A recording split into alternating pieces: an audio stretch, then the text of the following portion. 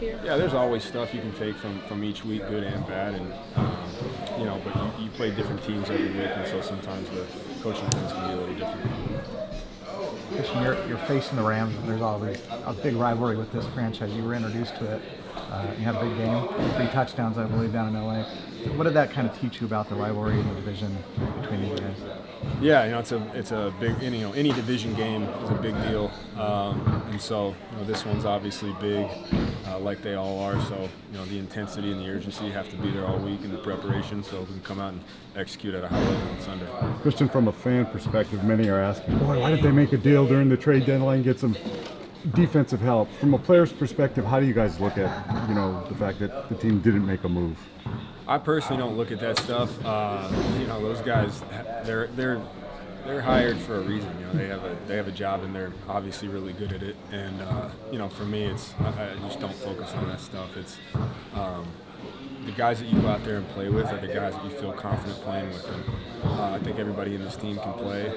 And I'm fired up about our team and where we're at. We just got to keep rolling. Obviously, losing guys is tough. And it's never easy, but.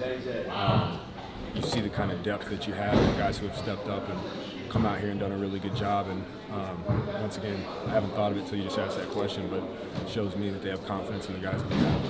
Christian, to speak to the resilience of the team, and that you guys have lost so many stars on the team. Many new voices emerged in the locker room. I know last year when it got tough, that's when Deommodore Lenoir kind of found his voice in the locker room. Have you seen that so far this season as far as leadership and resilience? Yeah, definitely. I think this is a special team where you have a lot of guys who kind of understand what the standard is, and whether you're a vocal guy or not, we've seen guys step up on the field. A guy like Upton Stout has stepped up since OTAs. He hasn't said a lot, but you watch him play, and his play speaks for itself. But watching how Tatum has kind of controlled the linebacker room since Fred's been out has been awesome. Just seeing young guys step up has been cool to see. But the standard will always be the standard, no matter who's stepped up or not. Christian, George has talked about with youth and injuries on defense, it's offense's responsibility to score at least 30 points a game. I mean, I don't know. Do you agree with that? And do you feel like there's a need to, assume more of the burden? Why not 40? We scored 50 a game. Yeah, no, I mean, it's, I think football is funny because I think, and I don't mean to downplay your question, but sometimes when guys get hurt, people act like there's like a new level of urgency that has to come, and I really don't know. There's always a high level of urgency in this game, whether or not you got all your dogs or not. It's a violent game, and you have to come every Sunday with a certain mindset, and that's the way I approach it. But I think to George's point, you don't have, once again, I say this acting like you might have room for error, but you really never have room for error. Every football game in the NFL is tough. That's why it's, the NFL.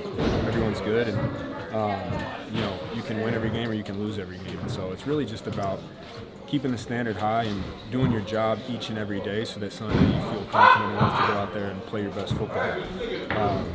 But obviously, scoring 30 is awesome. Christian, what's your mindset at the end of games when it's those finishing games, carries, and everybody knows you're going to run? Are you just thinking 2 hands on the ball and don't turn it over? I mean, do you take pride in taking those finishing carries? Yeah, definitely. I think mindset is whatever the run play is called, to keep your eyes on the read. Make sure you're executing whatever the play is called, and always just trying to break tackles, finish forward. That's from the start of the game to the end of the game. That's the mindset. Christian, you guys have been on the road a lot this first half of the season. From a rest perspective, how nice is it 2 weeks? It's huge. Yeah, I think that's another thing. We've had 3 home games in 9 weeks, so being able to have one at home is awesome. Everybody's obviously tough, but how much have you been impressed by Mac's toughness? We see it every week. He's bloody, he's gimping around. What have you thought of? Yeah, he's been awesome. Yeah, he's been unbelievably tough, poised in the huddle, a great leader, great guy to have as your quarterback, and just a lot of fun to play with. 2 more guys. Sometimes when he goes down, it's almost and then he bounces back. Yeah, I think when we first started playing with him, he was down a couple times. He obviously got really worried. But now when he goes down, you always, knock on wood, but I just always feel like next time I can find a way to go out there. Christian, haven't heard.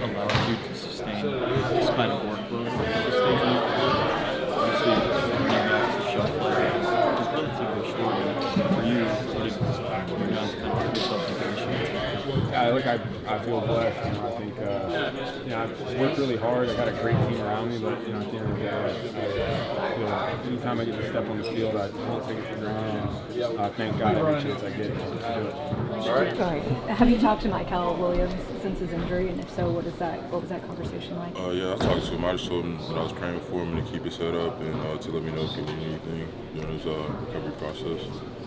Did he say he needed anything or no? He's going to do his best he can. I know he has surgery coming up here soon, so I'm going to just keep in touch with him, make sure he's straight. How does it feel to get back out there, if you're able to get back out there this week? And then what have the last 2 weeks been like, being that you've been trying to make your way back out to being healthy? I mean, they've been smooth. I just had like a grade 1, so it wasn't nothing crazy. So I've just been in here every day working with the training staff and the weight room staff to get back to full health, and I feel good. So I'm going to be out there practice today. So. Do you anticipate to play on Sunday? Yes, sir. You faced Matthew Stafford in your career before, and what's the challenge that awaits? I mean, he's a Hall of Fame quarterback, so I know he's going to be looking to dice us up any way he can. So for me, I just got to do everything I can to impact him and get to him in the pocket. I mean, you guys came up with a lot of big defensive plays against him last game in LA. Does that give you confidence carrying into this one? I mean, every week in the NFL, like, you got to come out on your P's and Q's. So I'll flush that like it's onto a whole new team. Just throughout the year, you know, the teams develop and they progress in their own way. So we got to get in the film and see what we're going to do this week to attack them. From a player's perspective, you guys have lost a few guys this season, but then you yourself have to come back and be a little bit healthier. What has Kim White and Cleveland Farrell brought to the defensive line from your perspective, maybe vocal, leadership, or just play? What have you seen? I know Cleveland was here in the past, and he did a good job here, and I know he's like well respected in the building with this process and how he goes about his business. And then Keon, like he's a dog on the field. You know, I'm still getting to know him on the field, but on the field, he's a playmaker. So I'm looking forward to getting out there and making plays with those guys and rushing and see what we can do. What's the level of confidence like on the defensive unit? You know, no big trades during the thing. I think fans were like, "What's going on?" Just from your perspective, the level of confidence moving forward. Well, we're extremely confident. We come in here and work hard every day to put the best film out there on Sunday, put the best product out there on Sunday for the fans, and do everything we can to win. So like nothing's changing on our end. Like we're coming in and executing and preparing how we know how, and we're just gonna come out and execute on Sunday. I realize that everybody's tough, but what's impressive with Mac Jones' toughness specifically? I mean, he's extremely tough. I know he's fought through a couple of injuries this year, and he's just been fighting. Like every opportunity he gets out there on the field, he's putting his best foot forward. So it's good to see. You see it in the tape. They're just more sound in what they're doing. And the game came down to the wire, you know, like a lot of games do. So I expect it to be a dogfight. And just respecting them, you know, not taking them lightly. I mean, we didn't before, but just because we beat them once, you don't like look over them. So that's what the division is. You know, you're going to see them again. So it's just going out there with the right mindset, having a good week of practice, so we give ourselves the best chance to win. You guys have been on the road a lot early in the season. What does it mean to just be able to play back home? Yeah, it's going to be fun. You know, our fans travel well. It was crazy, them over there, so shout out to them. But just to be home in our environment, on our grass and things like that, it's going to be fun, so it's going to help us. Just out of curiosity, I know you guys go in with the game plan and the strategy, but for you specifically going up against a pretty talented defense, what are the things you kind of hone in on or kind of focus on this week to make sure you can kind of maximize your productivity yourself? Yeah. Kyle and, Clay and those guys, they do a good job of getting us prepared. So, today we went through things that we want to attack, and it's just about executing them when we get the opportunity. So, watching film, watching what they do, watching where there's space in the zones and things like that. So trying to attack things, see what we can find, and got to execute at the end of the day. Because we can draw it all up, but if we go out there and we don't hit them, it don't really matter. So just being sharp, being on top of our P's and Q's in practice this week, and giving ourselves a chance. What would you tell him if he reached out to you about dealing with? I never had an injury, so I don't know how to just keep your head up and keep going. Speedy recovery. How much do you enjoy the challenge to take on this Rams wide receiving core? I love the challenge. Ready to go out and improve. I know next man up is the saying, especially with injuries, but how taxing has it been to watch a couple of leaders go down? It's the game of football. The next man up. It's a mentality. We're doing everything we can to beat the Rams. You guys are back at home after being on the road 2 weeks in a row, one tough one really good one. How exciting is it to kind of be back out here, and then especially against a team like the LA Rams? It's very exciting to play at home, to play a good group of guys. Hopefully we just come out on top and get the dub. I don't know how much you pay attention to it, but was it like shocking to see Sauce Gardner traded yesterday? It's above my pay grade. Make sure just wishing him a speedy recovery. Yeah, he's in good spirits. Obviously, it's probably weighing down on him, but he comes in the building, he has the same attitude every time. He's been doing it since he got hurt, so yeah, I'm just making sure he's good. Earlier today, I asked Christian about like emerging leaders in the locker room, of course, especially since so many injuries have taken out some of the main guys. He mentioned you as one of those guys and being able to lead the defense in the position that you are. What have you kind of been able to figure out about yourself in these last few weeks, if anything? I'll just say just coming in the building and just putting in work, leading by example, not just going out there and telling people what to do. They see I'm putting in the work and giving it my all, they're going to do the same and just move on. You had 16 tackles last game, which is a normally high number. It's most in a decade with this team. Did it seem like you were racking up that many, and is that a good or a bad thing? I never really noticed it. Yeah. In college, I always racked up a couple tackles, but tackles are a non-negotiable. I feel like I need to do better in the pass game and just getting the ball out and creating turnovers for the defense. Tatum, you have a college card of yourself. Is there a story behind it? Nah, there's no story. After the games, Florida State fans usually come around. We show them some love. They show us love.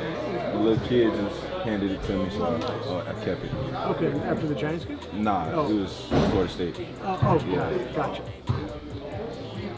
Tatum, you guys have been on the road a lot this season to start, and nice for you to be at home. It feels great. That was the first thing we was talking about after the game. We get to stay home, even though we got to leave next week, but we're trying to enjoy this moment and get a dub for our fans at the crib.